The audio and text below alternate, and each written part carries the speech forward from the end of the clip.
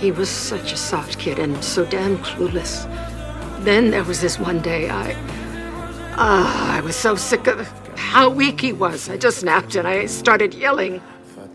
He took a bunch of pills and left a note saying he was sorry for being such a failure. As I dragged him out, loaded him into the car, and rushed him to the hospital, I started praying to God. I swore if he let him live, I would do anything, really. In the end,